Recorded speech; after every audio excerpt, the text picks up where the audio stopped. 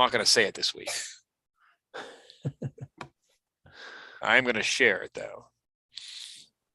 Where's our... There it is. Oh, I got to tell the robot that it's cool to do what we're doing this week. What's up, Dark Judges, Desperados, and dudes with dick-shaped helmets? You're listening to Cursed Earth Radio, the one and only podcast bringing dread to the dreadless. Broadcasting outside the walls of Mega City 1 across the Black Atlantic in North America. I'm Cool Johnny Cool.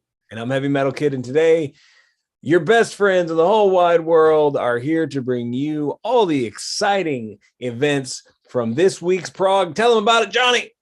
Today, we have the next installment of An Honest Man, where Asher is way over the line and Purcell is just a big bag of dicks. Future Shock. We find out what happens when you get the revenge you've lusted after for years. Spoiler alert, it's empty. Hope is back from the dead for a bit, at least. We finally might be seeing Nolan off his fucking nut and falling apart in Mercury retrograde. And the Batman fights the fat alligator crocodile man in the sky in Fiends of the Eastern Front. And I'm stumbling all over my verbiage. Oh, that's okay. That should be the new name of our podcast. Stumbling all over our verbiage, the podcast. I guess we got to go with our strength, right?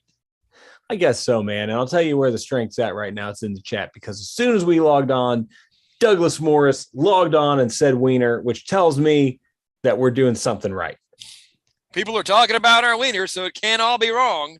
Yeah, man. I think I do have to say, Johnny, of all the podcasts out there, we are the one. Wiener the one. The most. Wiener the one. Yes. Wiener are the Titans. Wiener the champions. Oh my God.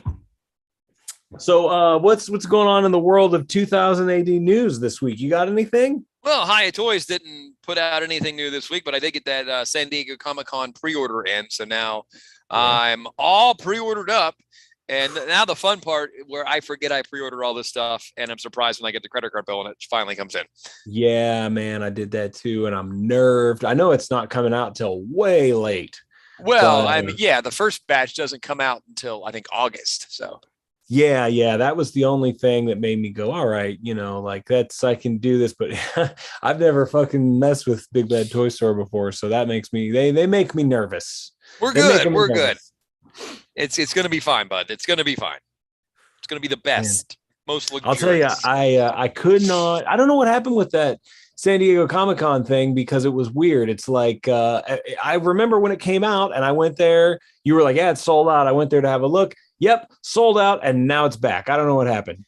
Either they got the okay to take more pre-orders. Sometimes they do that for those exclusives, or they fucked up and it wasn't completely shut down. They were like, "Oh, we just realized it's Judge Dredd. No one wants any. Pre-order as many as you want." We were going to hold a bunch back, but like 12 of you have already pre-ordered, so screw it. Man, we got 11 of those pre-orders were me. Yeah, yeah, man. It's the SDCC exclusive thing. Honestly, I just really want the regular. I don't want the black and white version, but I saw no other version. If there is going to be another version of that figure in the regular colors, I would gladly just get that one. But I don't know if like that entire like toy in whatever color is the San Diego Comic-Con version one, or if it's that color scheme. If I see another color scheme, that's the one. I want the standard color scheme, but I don't know if there will ever be. When have you ever been one to show restraint when concerning Judge Dredd? Oh, God, I don't even know you anymore. Well, I'll tell you the thing. We've got Mac is quoting the Sex Pistols and also saying Johnny Depp says hi, because he's visiting the UK now. So after his victory ish, he lost less money in the court case is what happened. Johnny, yeah, I mean, we'll never know the actual events. We just know the sides they presented there, because there's no video evidence where we can go, oh, well, that's what happened. You're both fucking If this liars. Were Mega City 1, they'd all be in the cubes right now. But if this was Mega City 1, we would have had video evidence of the whole thing from every possible angle, because you don't get away with shit in Mega City 1 because Big Brother is always watching. That's true. Yeah.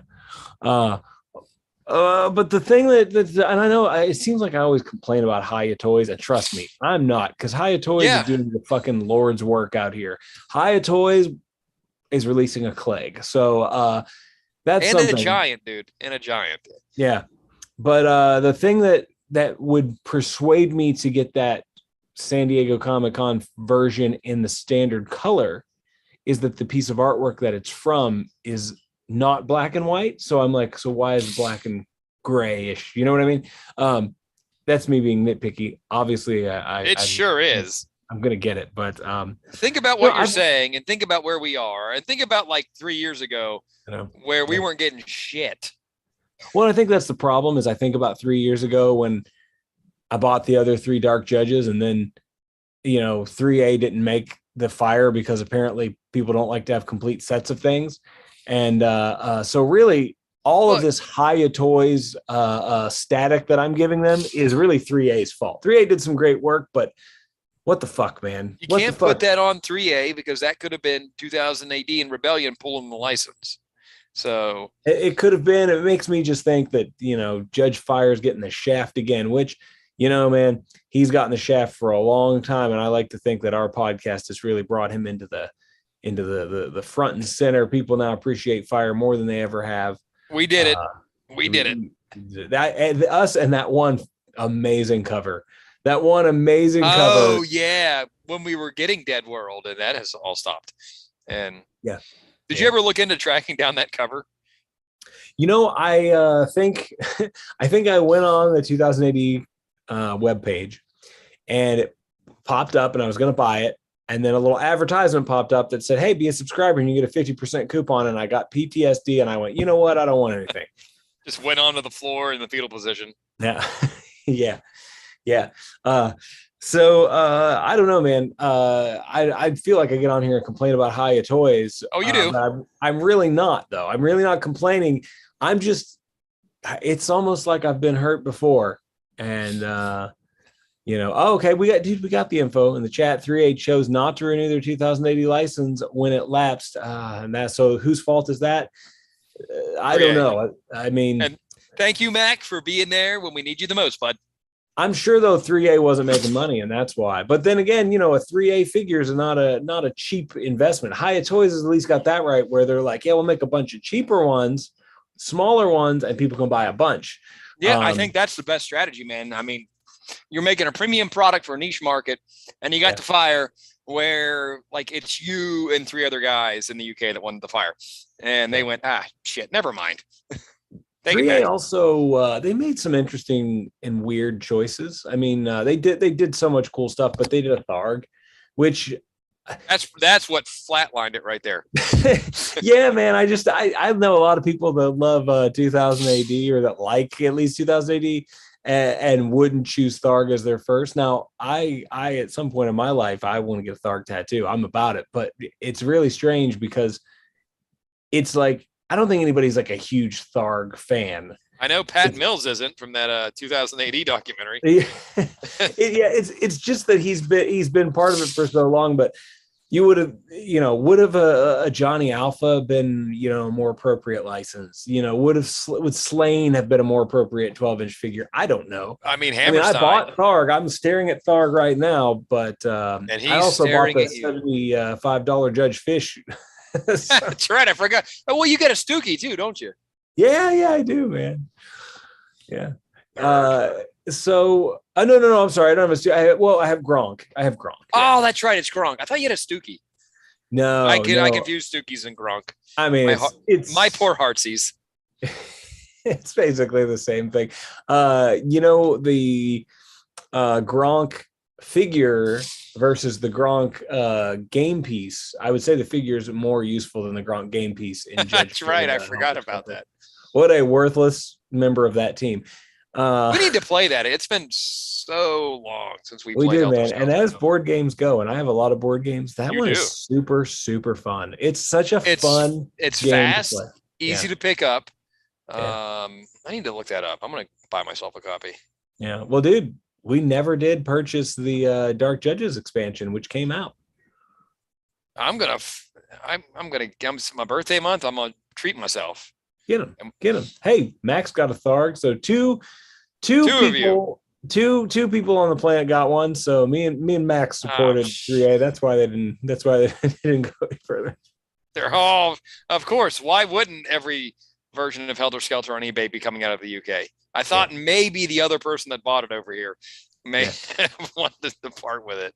My biggest sadness in this world has been that I didn't have a chance to buy the Planet Replicas Judge Fire badge, man. I know. See podcast episodes, fucking all of them. Yeah, man. It's very frustrating to live in a day and age when you could have access to almost everything, and then there's something you can't get or buy, and it just doesn't exist. It's just not possible. We are Sisyphus, and our niche hobbies are our boulders that we must forever push up the hill and get nowhere with. That's true. We do it to ourselves, man. And we can't, I don't think either one of us can help it. We're both drawn to the niche and the weird. And we've said it a million times on the podcast. If it doesn't take effort to get into it and to dig for it, chances are you and I are not interested whatsoever. Yeah. Yeah, that's right, man. It's the thrill of the hunt. It must be easy. It must be thrilling to be in the just mainstream shit and be able to find it everywhere. I mean, even when it comes to video games, I was into the niche shit, man. I am a huge aficionado of SNK and Neo Geo. Yeah. One of the hardest systems to collect for and the most goddamn expensive systems to collect for. And here's my dumbass going, no, $600 for that cartridge is a very reasonable price because it's the American version. And I think I've said it on here before too, but it's like, yeah, in my neighborhood, man, there was legends of the one kid 2 towns over that had a Neo Geo and his parents. And it was like, yeah, and the games cost $1,000 each. It was this whole, then, fast forward, 10, 20 years from when it came out, and they do cost $1,000 each. I mean, some of the more desirable ones, like Metal Slug in the US, the English release, easy $1,400. Yeah. I don't know if I've ever talked about it on the podcast, but I am a huge Neo Geo SNK fan. At one point or another, I've owned every fucking format. I've had the home system, both Japanese and European or American, modded out the ass and back, with component out for video and Unibios, Game Shark. I've had every version of the CD system. I had the goddamn arcade machine. I had a 6-slot MVS machine in my kitchen until it blew up. And my favorite game on the niche system is the niche game on the fucking niche system. It's a tag fighter called Kazuna Encounter. And nobody's ever played it but me and like 6 other people. It was SNK trying to get into the, 2-on-2 tag fighting craze that hit in the late 90s. But nobody knew what the fuck it was because they didn't have any license, and these were all their own characters and nobody gave a shit. I love the game. The last time there was only like 5 or so English releases of this thing on the home system or the home cartridge. The last time one of them sold for $13,000. That's insane. Can you imagine, Johnny, being the guy, and I don't know that we were ever going to meet the guy that matches this energy where he comes onto YouTube to listen to a niche Judge Dredd podcast and also happens to love SNK and finds this recording and goes, this is the podcast I have been waiting for. When we find that guy, we're going to have to just meet up with that guy. Cause there's only like, what are the odds that anybody, maybe pretty good though. Maybe pretty good. Cause weird people like to dig for things. People who are archaeologists are archaeologists for many things. I can see more people listening to this podcast playing TurboGrafx or the Turbo Duo than I can seeing anybody else but me being a Neo Geo SNK aficionado and also a Judge Dredd aficionado and enjoying black metal. It's the weirdest cross section of niche bullshit. And here we are for your enjoyment, folks. Yeah. We should rename this thing Niche Bullshit, the podcast. I know, man. But I don't know. People come here for this interesting and weird perspective. So let's give it to them. How was the thrill power for you this week? Was it pretty thrill powering? Yeah, I mean, the Future Shock was the weak link in the chain for me. I enjoyed everything else. The cover I thought was very clever there. Intersections was good. Yeah, and it's good to see that Bridget has not taken care of that unibrow. She's sticking to her truth. She's still ugly as hell. Yes.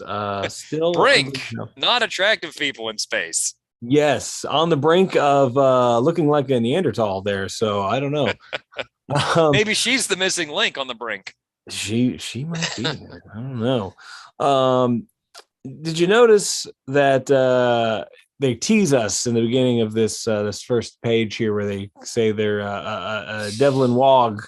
Don't say it wrong. We'll get fucking yelled at on the Facebook page again. I don't know, but every time I see that character, I'm like, man, he wielded a possessed dildo at one point, and I really need to delve into that because that seems like something that would be right up my alley. But all that aside, man, I'm not sure. Here's what I was thinking this week about this story that we're reading, An Honest Man Part 4.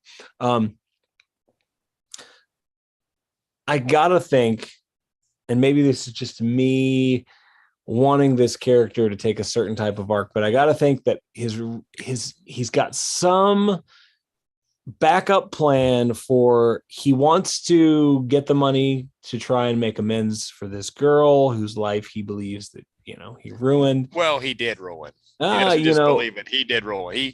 He face fisted her father into the fucking Never Land, and that probably put a alternate spin on how her existence went.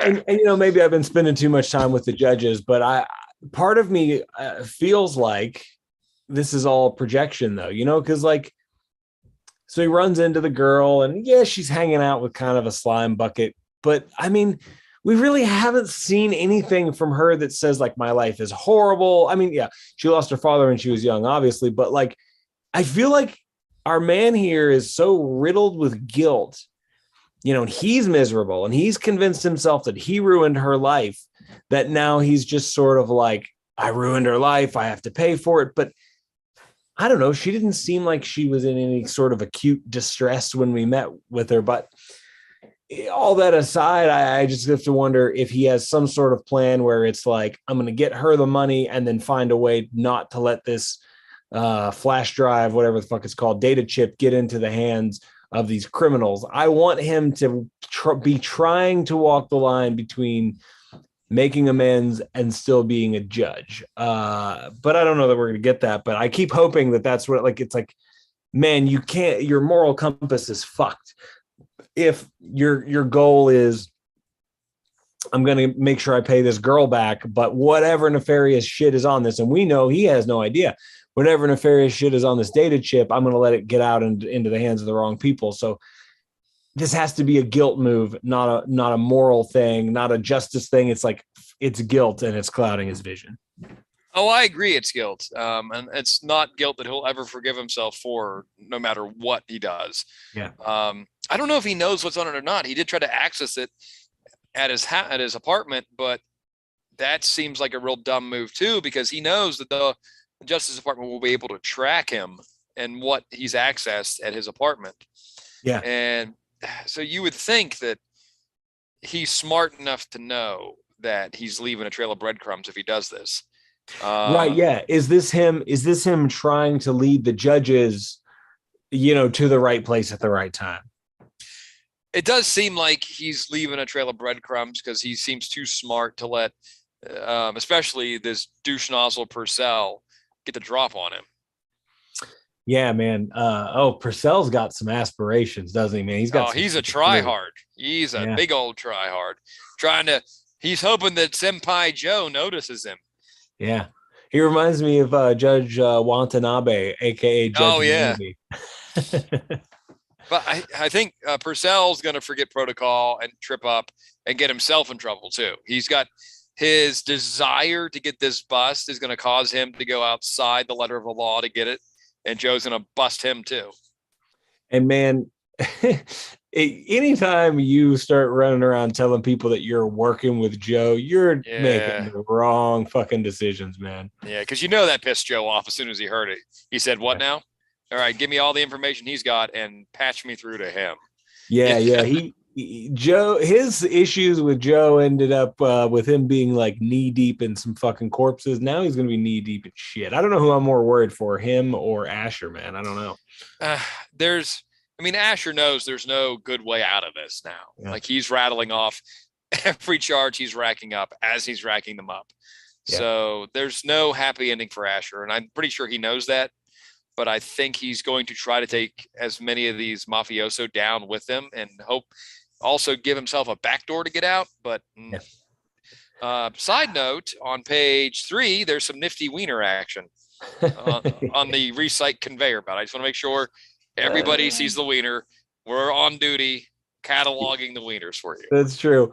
I also, just when I start to think that I've seen all the fucking idiocy that Mega City 1 has to offer, we find out that there's something that is a sponsored mugathon for charity where you go to each little borough of Mega City and get mugged. And this is insanity.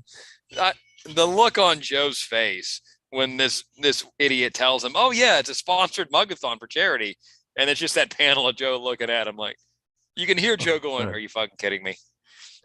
And no, we got one more for the wagon. Oh my God! Speaking of the wagon, did you see what just popped up in the chat there, Johnny? Who's wagging something in the chat? Douglas Morris said, driving home listening to you guys, and an Eldster rear ends my car, just a scratch, but he takes off in a hurry. How many months in the cube? I say send his ass to recycle. I don't know about you. That's a recycle offense, sir. If you need character witnesses, don't ask us. We're a terrible character. If they listen to one episode of our podcast, they're going to hear way too many wieners to take us seriously. But hey, given it goes back to the Johnny Depp case, man. After watching that, I feel like maybe we could be expert witnesses because there were some crazy motherfuckers in that thing. You just have to be larger than life to draw the fact away from you're just like a normal level person that's a lunatic. True. Yeah. Well, man, that's totally happening here with this guy who I spent a good while looking at this guy's head trying to figure out if this was a helmet that looked like hair or hair that looked like a helmet. And I settled on helmet that looked like hair. I don't fucking know what this idiot was up to, man.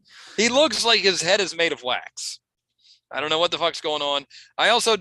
Asher has to know he cannot blend in any way, shape, or form with that bucket on his head.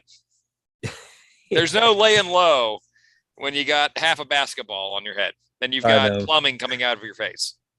Man, if there is one thing that 2000 AD will always be good at, it's making helmets that look like dicks, man. Dudes in dick-shaped helmets. All fucking shapes and sizes, circumcised, uncircumcised. But I'll tell you, Tom Foster, this guy that's doing the art here, amazing. He's good at drawing dick-shaped helmets, man. Well, I check his Instagram, and he's putting up the progress shots, and just the work that he's putting in to make sure all the perspectives on point and everything's perfect. I never want to pick up another pencil. Yeah. It's one of my favorite things that certain artists do, something I really like, and I love how he does it here, is when they draw the helmet and they make that bottom part of the visor nice and transparent where you can kind of see, and it gives you that, like, I find myself doing it even now, is like looking and zooming in and being like, man, I can almost see what Dredd's face looks like. It's I like it. I like it when an artist adds that little feature. That, my friend, is the forbidden door. We will never see behind that door. That's true. Yeah.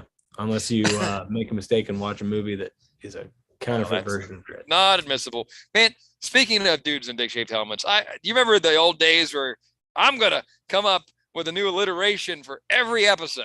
And that was episode 2. We threw that right out the window. I think we did it like 5 times. I remember standing in sheets going, what are you going to say tonight? I know. And you went, I wish I never did this. And then we just went back to the, you got it right the first time. It's true. Yeah, yeah. It was very ambitious. And also, and the one thing I do miss doing, I fucking loved doing this. But we never did it on the weekly Dredd. So new listeners won't even know that this was a thing, but we used to have an ad halfway through. Yep. And one of my very Usually favorite about things my to do, non-functioning penis. yeah, always about your non-functioning penis. And man, that was my favorite thing to do, was make up the ad before the show. And that's something I miss doing. And I do hold out for hope that at some point we'll find a way to continue doing those other episodes where we just talked about, bigger stories and stuff. Cause that was some of the most fun. And actually that's how we started. We didn't always do the weekly Prog review like we do now. It was more like, hey, this week we're talking about Necropolis or whatever, City of the Damned, one of our favorites. Yeah. I'm so glad that nobody heard those at least first year's worth of episodes. Talk about an awkward phase. We tried. We were very trying. Yeah. I was there, and it was very trying. And we do 2 episodes in a night, man. We do the friggin' the Curse Earth Radio episode, then we take a break and go to Sheets and come back and try to stumble through the weekly. It's a mess. Yeah. And it was, but they were different times. It was COVID lockdown. I think. No, that was before lockdown. COVID. That was 2019. Yeah. You're right. Yeah. Cause I remember the episode where we talked about COVID. Holy fuck. We've been doing this a long time, man, and have not gotten any more coherent. Well, if you're hanging out in hopes that we get coherent, just leave. We have totally earned our 60 or so listeners that we get with every episode, man. Hey, that's 55 more listeners than we had to begin with. So, and to be fair, we'd never, I don't think in the past 3 years have we ever once promoted this podcast on any form of social media. It is 100%. You just have to come find it, because neither one of us can stomach the idea of being like, yo, check out my podcast, bro. No, it's not happening. Well, we know we have a lot of the same friends, and of all those friends, you and I are the only ones to talk about no Dredd, read Dredd, and talk about Dredd. So it's not like we're going to sucker somebody in out of that group to check out this niche comic podcast about a comic book from the UK. Yeah. Anyone who listens is a word of mouth listener, and we're totally fine with that. It's we've got a very special brand. We're very special boys, and yes, we know we it's are. not for everybody. Speaking of not for everybody, generally, I feel that way about Future Shocks. I don't really care for Future Shocks too much. I've heard. I thought this one was awesome, man. I like this Future. Now, do I agree with you that it was the weak link? Yeah, only because everything is pretty fucking strong in the Prog right now. But this was a good Future Shock. I had to read it twice because I was reading it in a rush on Tuesday night, and I didn't pick up on it because I'll read it at 7:00 our time. And then right before I go to bed, I'll read it again. And when I was trying to read this, we have a new kitten in the house. So I was trying to chase her down. My wife was sick. And then I read it again before I went to bed and went, oh, okay, I get it now. It's, the revenge is a dish best served coldly. And then the whole thing. And then you find out that once you get that revenge that you've waited forever to get, it's empty. It's an empty vessel. Yeah. And this is like, it's interesting, like commentary on the cycle of bullying and the justification for it, and the cycle of revenge, and how it has this vibe of like maybe the person who wrote this, and his name is John Tomlinson.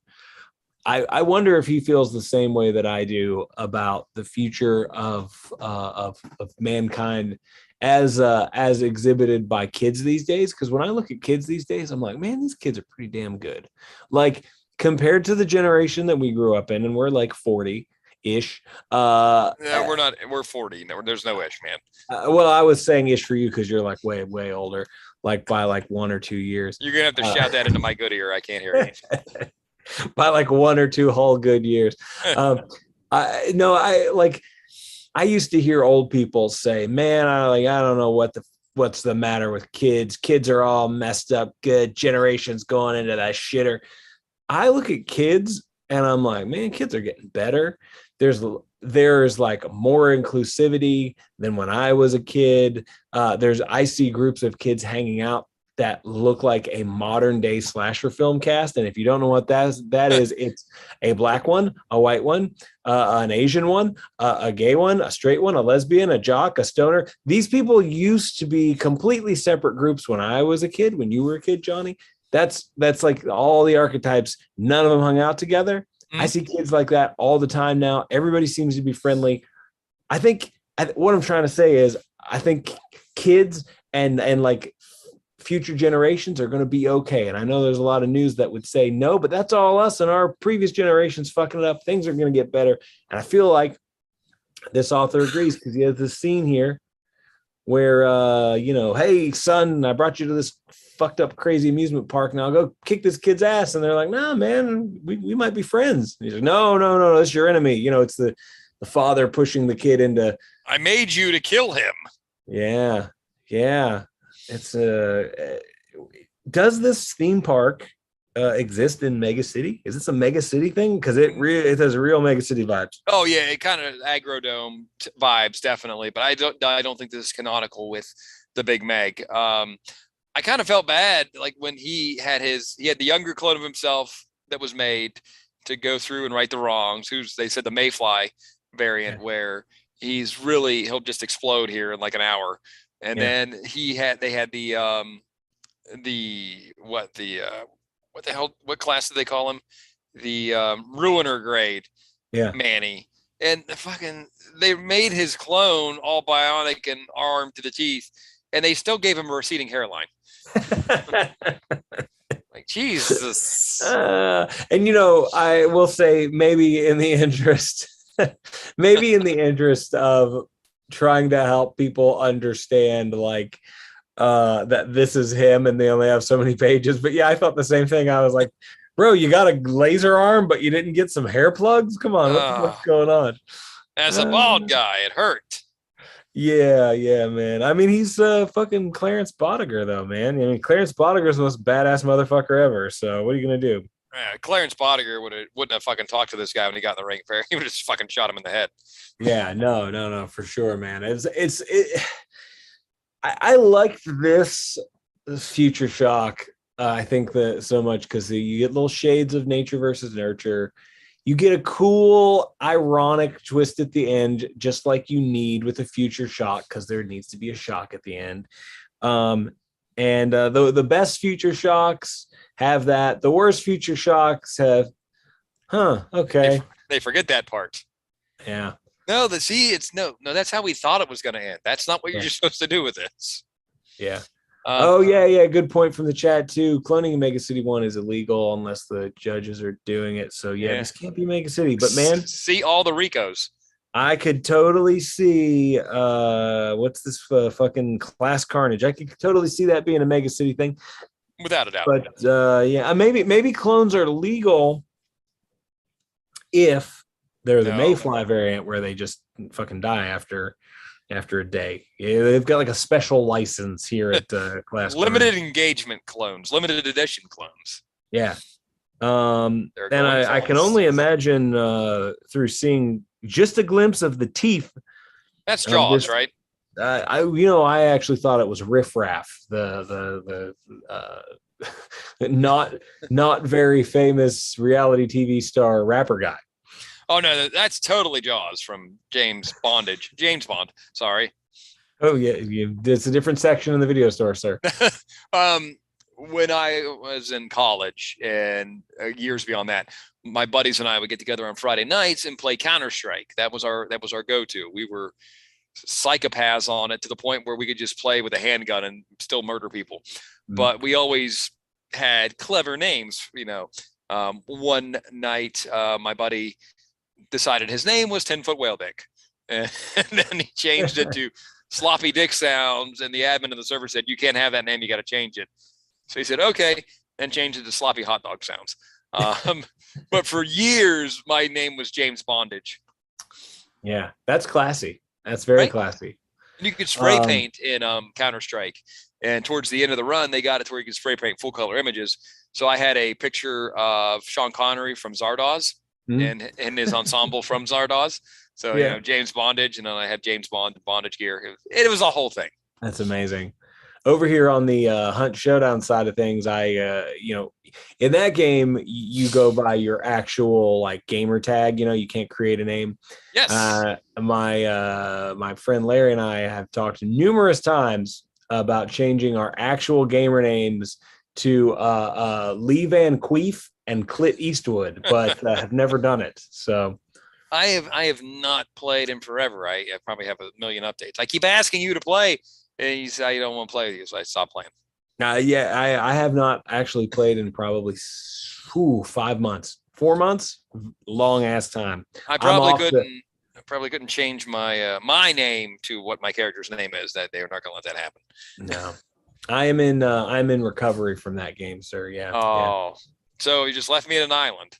Yeah, the prison guard McKay is named after a character in the 70s British TV sitcom Porridge, set in a prison. I need to watch more British 70s TV sitcoms. No, you don't have to, because we got Mac here providing quality content. I know. We're gonna get Mac on the show at some point, because I think that would be a fucking fun conversation to have, man. I thought you meant like to work on the show, because I was gonna say I hope he likes working for Exposure, because it's fucking.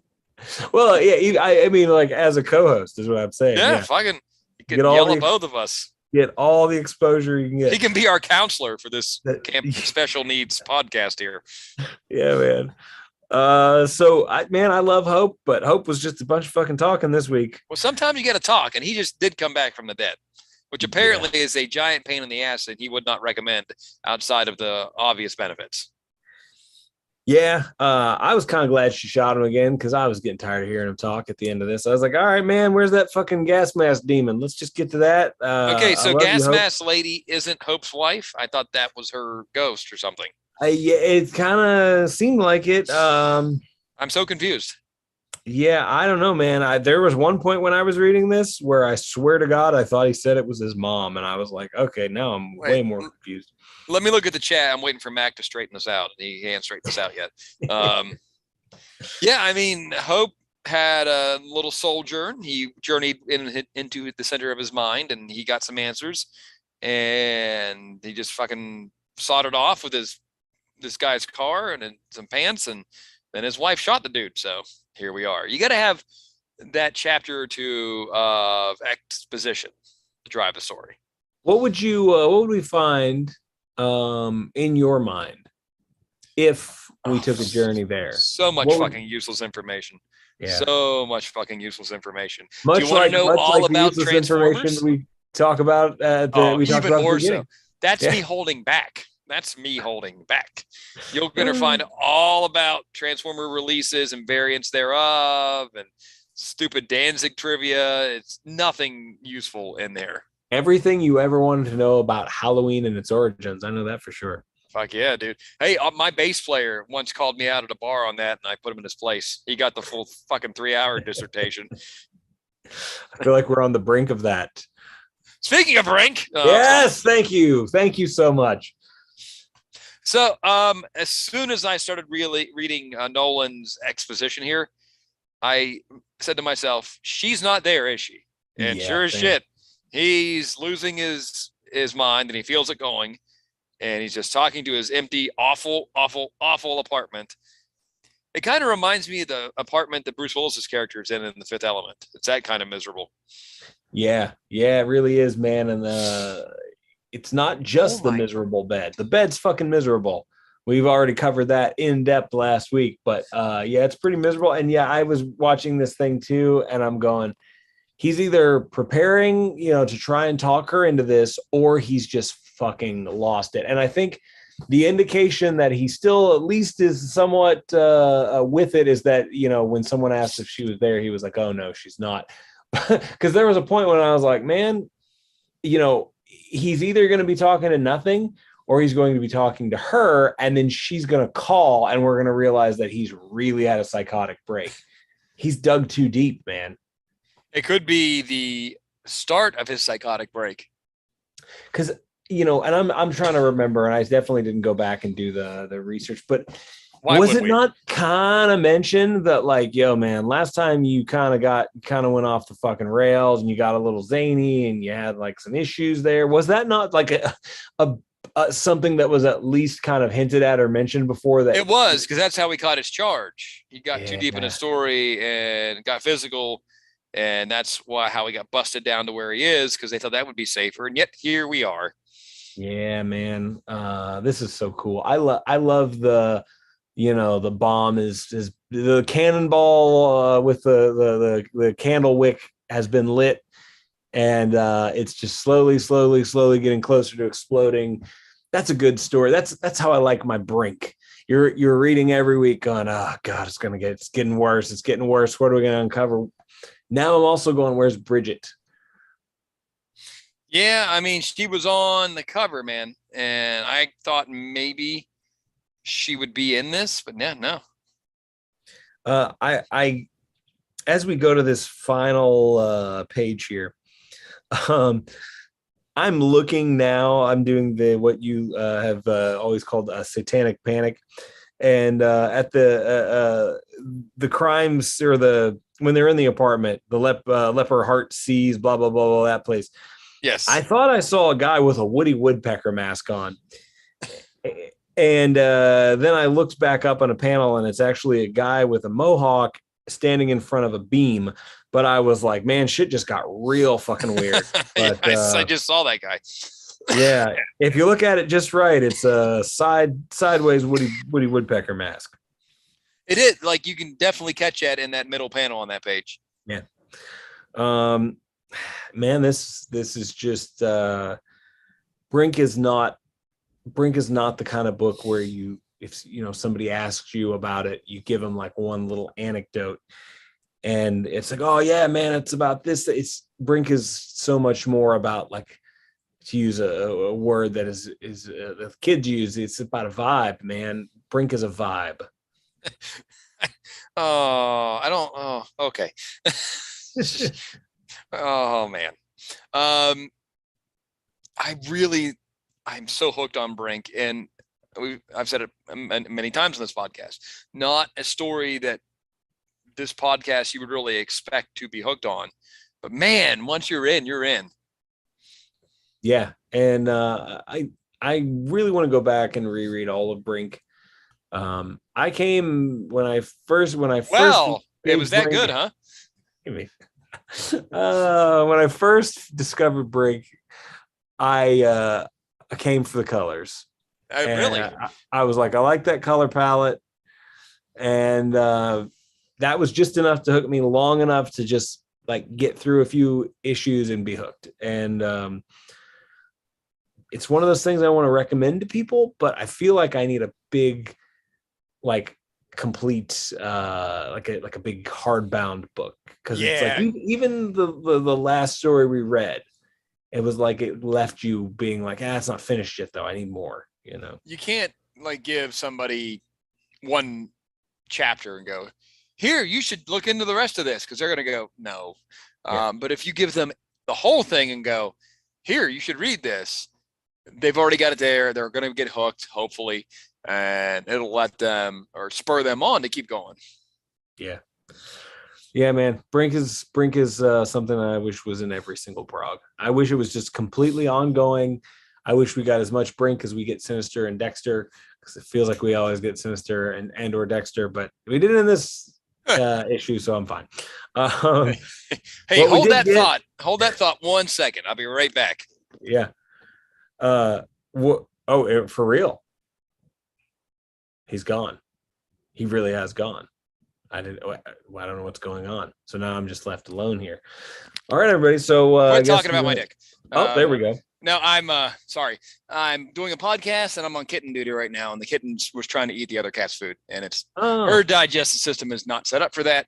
She also was asleep on the arm of the couch and rolled off and fell and woke herself up. We really are a total shit show, aren't we? Oh my God. So anyway, I was just about to say, I was about to talk about this episode where a naked man fights the world's worst fucking animatronic pizza restaurant mascot. This is my least favorite Altered Beast transformation. Yeah, Fat, hairy crocagator man with wings. it's it's weird because it's fucking so dorky that it's almost endearing. Not in a scary way, but in almost a like, look at that guy. I like that guy, that kind of way. It kind of reminds me when the angel revealed itself at the end of Defoe. Remember when they were going to execute the one angel that got stuck mid warp and was that huge, mutated monstrosity? And the executioner reveals himself to be a real seraphim. He kind of looked like this dork. And for all the bustle and bluster that that Kane spouts off and how great he is, and fucking Costanza just murks him and sends him into the pavement broken. Yeah. Like, yeah. This is overbooking, unfortunately. It's like Cornette always says, where do you go from here? You just killed the first killer who was unkillable and would invite the wrath of the Almighty down upon you if you did it. Now you did it. Where are you going from here? You know what, man? You might have just answered your own question. Is he going to fight God next? Oh man, you know, I'm kind of pumped about this. Okay. But if Kane is a fucking hairy arm crocodile, then I don't know what God may be a little bit underwhelming too.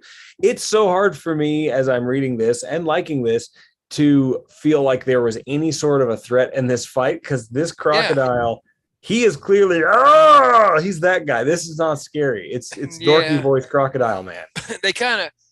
They're definitely overbooking. You're setting it too big to where we can't go anywhere from here. So now what do you fucking do? You set him on fire on TV. What do you do with him now? Yeah.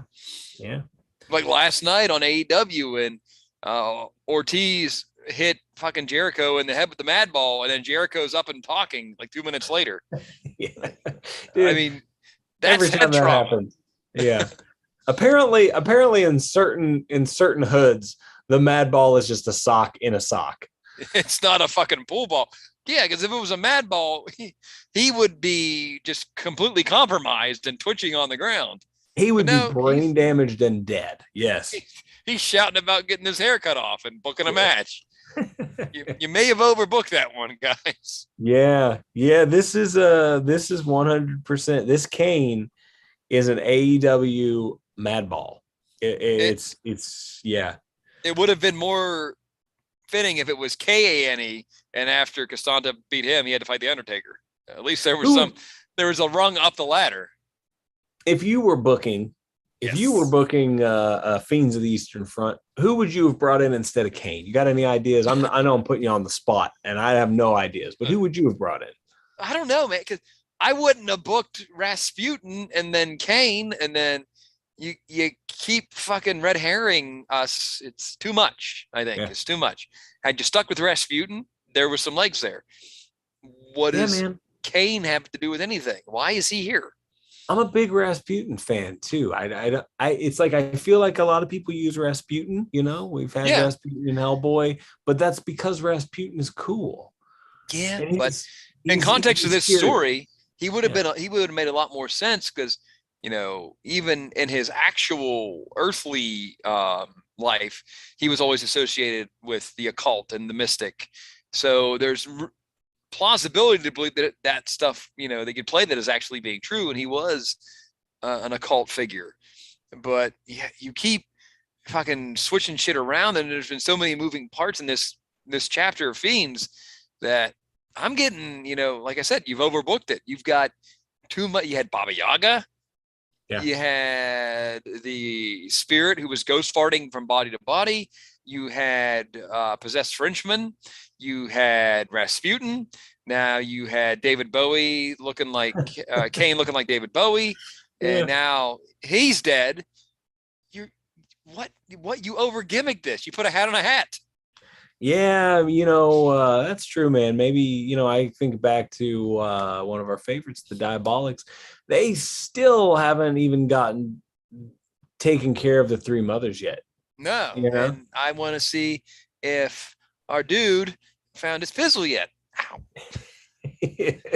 Salvatore gets a pizzle. That's the name of the next chapter of the Diabolics. That was when we decided we loved the Diabolics, was when Salvatore said he didn't have a fizzle. That was no the moment. Fornication for Salvatore. Yeah, he lost his fizzle. Yeah, that was 100% the moment when we knew that was good for us, man. It was like, oh, okay, he's basically talking about his wiener. Okay, great, yeah. So he's not basically talking about his wiener. He's talking about his wiener. Yeah, well, Oh my God, cat, quit biting me. Sorry. So yeah, I'm with you though on the overbooking of this. I do enjoy it, but yeah, you're right, man. Like they put a hat on a hat, man. One, we could have done Baba Yaga for the whole story arc, but maybe we're going places because again, maybe this is going to come back to like modern day. He's got to be still around. We know he's still around. I would assume, but man, this is just so many moving parts, and like I said, you overbooked it and put a hat on a hat. Yeah, well, the answer is here. He's not fighting God. He's maybe fighting Queen Elizabeth I. So, I mean, anything's possible at this point. Yeah. Good God, man. I don't know. So, and I really like Fiends, but yeah, we are overbooked as shit. Yeah. For me, Future Shock goes last, but not that it was really bad. enjoyable. It was last in a stacked deck. So yeah. It was last, and then right above it was Fiends. Because Fiends, yeah, I'm with you. Like I like Crazy Furry Crocodile Man, but I wish he would have been a little bit more endearing personality wise, because I was ready to love him, but he just kind of came in to be a big mini boss, and now he's dead. I wish he wouldn't have been the fourth fucking heel we've gone through in this story. Yeah, and if this is the Dungeon of Doom, he's the fucking UFA. If this is the Dungeon of Doom, we're in for a good treat, man. Because we're gonna get the Booty Man, the Zodiac, you're gonna get Shark Attack, you're gonna get the Master, and you're gonna get Tiny Hulk Hogan, what got shrunk in the wash. Oh, nobody knows what the fuck we're talking about. If you're gonna listen to us, you gotta get up on your professional wrestling. It's always a reoccurring thing of all the nonsense and unrelated shit we talk about. We have threaded professional wrestling through almost everything. So start watching the wrestling. It's definitely in the ether of our podcast. Yeah, for sure. So I don't know, man, but good Prog. Yeah. Can't wait to see what nonsense they do next week in this story. And I also can't wait to see what we get in place of this Future Shock, because that means we're getting something, maybe a regular something. Well, I mean, The Out is due back. Wouldn't it be great if we tuned in next week and we had the Diabolics come back? Yeah, I'm ready for it, man. I don't know if we can. It'll be Dexter. It'll be Dexter. I was oh god, no, I'm done. I'm good on Dexter, man. I'm good on Dexter for the rest of the year. I'm good on Dexter for the next two. I think. I don't know. I keep hoping against hope that Pat Mills brings wraps up Defoe. If he's wrapped up Slain, let's wrap up Defoe. We got one more fight to fight. Let's fight it. Well, he hasn't really wrapped up Slain. As far as I'm concerned, he's wrapped up Slain, because he did something with Slain. Yeah. I don't know, man. You can't have like a 4-week hiatus and then come back for that. And I feel like at some point they're gonna be like, oh man, Skip Tracer. Tracer Valhalla is imminent. Come on, man. Why are you gonna do that to us, Mac? We're good. I completely forgot about Skip Tracer. Don't you put that evil on us, Ricky Bobby. Yeah. I was supposed to do the finals. And again, we didn't hate Skip Tracer, but man, yeah, forgot about Skip Tracer, man. Yeah, I don't. Where's Red Road? Damn it! Oh God, did they print that? I think they printed me asking about Red Road, but they just didn't acknowledge it. But yeah, man, it's well, now the whole mood's been ruined now. Skip Tracer. This is my favorite part of this podcast is everybody already knows, because it's already probably been announced, but we're just oblivious, so it's all new to us. Oh wow, there's this. We're always surprised about the subject matter of the podcast that we are currently doing. Yeah. You're the least informed 2000 AD podcast. Oh But my God. all three of our listeners wouldn't have it any other way. Yeah, true. If you want like factual, informed stuff, go listen to the Throwcast or something else, man. Oh man, dude, the Thrillcast is fantastic. Let me tell you, I used to, when I had more time, I would 100% get up every Sunday.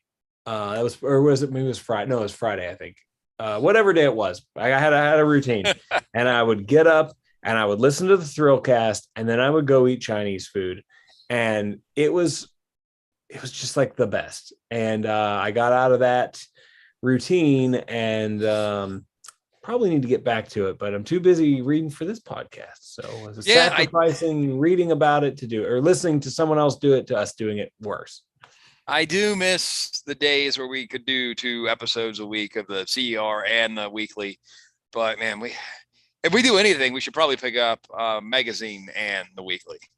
Yeah, man. I would like to start. That's another thing, you know, when we're on here, so we could probably do both, but magazines can be a pretty long read sometimes, but it's once a month. So I do.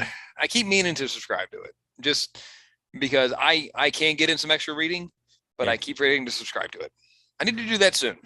I could be wrong here, but it seems like Mac is in the chat advocating for Skip Tracer. So we may have we may have to remove Mac from the live chat. No, it's not like he said that he likes survival geeks. Skip Tracer is one of those, man. We've read a few. We never hate Skip Tracer. We're always just all right. Not everything works for us, brother. Ooh, I'll tell you what I did love though, man. What's that?